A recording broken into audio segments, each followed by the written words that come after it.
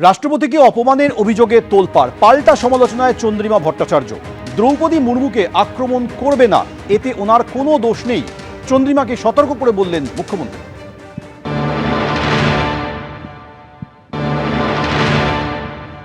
প্রধানমন্ত্রী, মাননীয় প্রধানমন্ত্রী, তিনি আবার আজকে একটা সোশ্যাল মিডিয়ায় কালকে মাননীয় মুখ্যমন্ত্রী যা বলেছেন তার বিরোধিতা করে বলেছেন এত বড় একটা জায়গায় রাষ্ট্রপতি, সেই রাষ্ট্রপতিকে অসম্মান করা হয়েছে।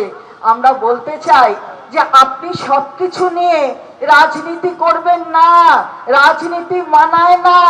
আপনি যখন বলেন, একটু মনে রেখেছেন রাম মন্দির যখন উদ্বোধন করছিলেন রাষ্ট্রপতি, মাননীয় রাষ্ট্রপতি কি ডেকেছিলেন? তখন কথা হলো ডাকেননি, ঘটনা হলো ডাকেননি।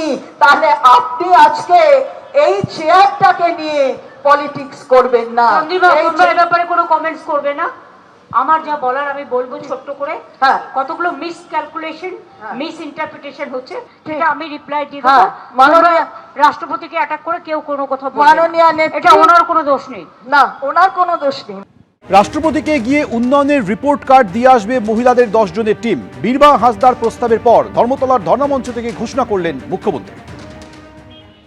আমি আমার নেত্রী মাননীয় মুখ্যমন্ত্রী মমতা বন্দ্যোপাধ্যায়ের কাছে করজোরে আবেদন করতে চাই, আপনি একটা আদিবাসীদের টিম বানিয়ে দিন। আমরা বিজেপি শাসিত প্রত্যেকটা রাজ্যে গিয়ে দেখতে চাই আদিবাসীদের জন্য কি উন্নয়ন হয়েছে। আর আমরা বাংলায় দাঁড়িয়ে আপনার খতিয়ান নিয়ে দিল্লিতে রাষ্ট্রপতি ম্যাডামের কাছে যেতে চাই।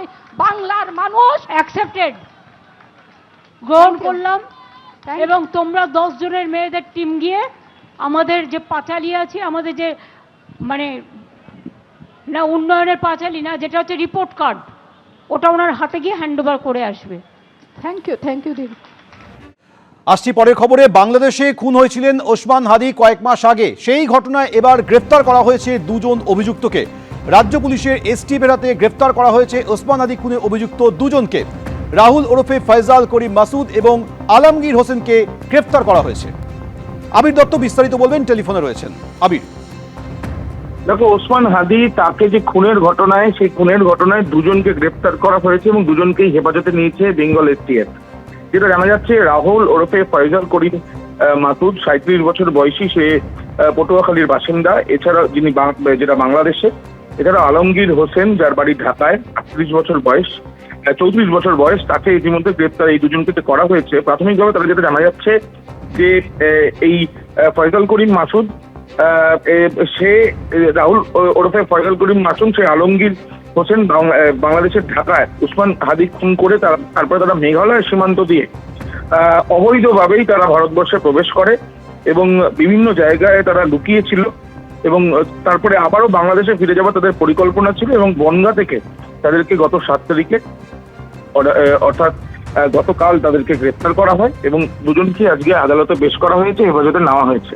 এখন দেখার বিষয় যে তারা যখন এখানে প্রবেশ করলেন তখন অবৈধভাবে কিভাবে তারা প্রবেশ করলো এবং তাদের সঙ্গে অন্য আর কেউ আছে কিনা যারা এই ঘটনার সঙ্গে জড়িত, সেটাও কিন্তু দেখা হচ্ছে। এবং তার পাশাপাশি যেহেতু ভিন দেশের একটি ঘটনার পরিপ্রেক্ষিতে তাদের বিরুদ্ধে মামলা ছিল এবং এই দেশে এসে তারা আশ্রয় নেওয়ার চেষ্টা করেছিল অবৈধভাবে, সেই ক্ষেত্রে যে আইনত যে বিষয়ের সঙ্গে সেই যোগাযোগের প্রক্রিয়া করা হবে বলে জানা যাচ্ছে। আবির, ধন্যবাদ। 12ই ডিসেম্বর ঢাকায় রিকশায় যাওয়ার সময় ওসমান হাদিকে গুলি করে দুষ্কৃতীরা প্রথমে ঢাকা মেডিকেল কলেজে নিয়ে যাওয়া হয়, পরে এয়ার অ্যাম্বুলেন্সে সিঙ্গাপুর নিয়ে যাওয়া হয় তাকে। এরপর কয়েকদিন পর 19শে ডিসেম্বর সিঙ্গাপুরের হাসপাতালে মৃত্যু হয় ওসমান হাদির। আওয়ামী লীগ এবং ভারত বিরোধী বক্তব্যের জন্য প্রচারে এসেছিলেন এই ওসমান হাদি। ইনকিলাব মঞ্চের আহ্বায়ক ছিলেন ওসমান হাদি। তাকে খুনের ঘটনায় এবার বনগাঁ সীমান্ত থেকে এই 2 জনকে গ্রেফতার করল বেঙ্গল এসটিএফ। রাষ্ট্রপতিকে অপমানের অভিযোগে তোলপাড়, পাল্টা সমালোচনায় চন্দ্রিমা ভট্টাচার্য। দ্রৌপদী মুর্মুকে আক্রমণ করবে না, এতে ওনার কোনো দোষ নেই, চন্দ্রিমাকে সতর্ক করে বললেন মুখ্যমন্ত্রী।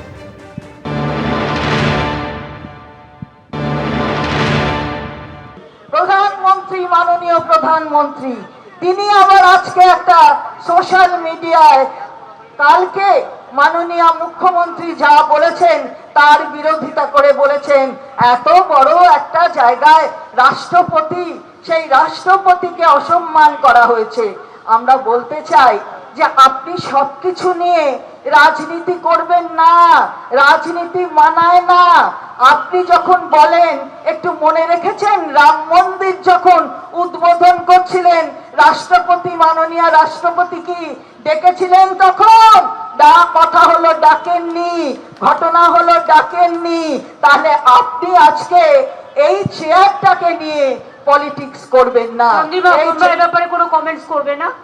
আমার যা বলার আমি বলবো ছোট্ট করে। হ্যাঁ, কতগুলো মিস ক্যালকুলেশন, মিস ইন্টারপ্রিটেশন হচ্ছে, সেটা আমি রিপ্লাই দিয়ে হ্যাঁ, দেবো। মাননীয় রাষ্ট্রপতিকে অ্যাটাক করে কেউ কোনো কথা বলবে না। মাননীয় নেত্রী, এটা ওনার কোনো দোষ নেই।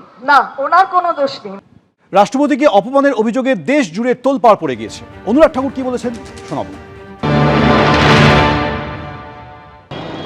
हिंदुस्तान के इतिहास में शायद पहली मुख्यमंत्री ऐसी होंगी जो संवैधानिक पदों पर बैठे हुए व्यक्तियों का विरोध करती हैं, संवैधानिक संस्थाओं की आलोचना दिन प्रतिदिन करती हैं और धमकी भरे लहजे में बोलती हैं, जिनको ये नहीं पता कि देश के राष्ट्रपति के प्रति क्या सम्मान देना है, देश के प्रधानमंत्री को क्या सम्मान देना है, अपने राज्य के राज्यपाल को क्या सम्मान देना है। केवल विरोध की राजनीति ममता जी की उस समय चल सकती थी जब वो कम्युनिस्ट पार्टी का विरोध करती थी, उनकी नीतियों का विरोध करती थी। लेकिन इतने साल मुख्यमंत्री रहने के बाद उनका स्वर, उनकी भाषा, उनका लहजा, ये उनकी गरिमा मर्यादा कहाँ एक मुख्यमंत्री? क्या एक राज्य की महिला मुख्यमंत्री, देश की ट्राइबल बैकग्राउंड से आने वाली, गरीब परिवार से आने वाली, देश की राष्ट्रपति, उनका अपमान करना, क्या ये बंगाल की मुख्यमंत्री ममता बनर्जी जी को शोभा देता है? एबीपी आनंद एगिए थाके एगिए राखे।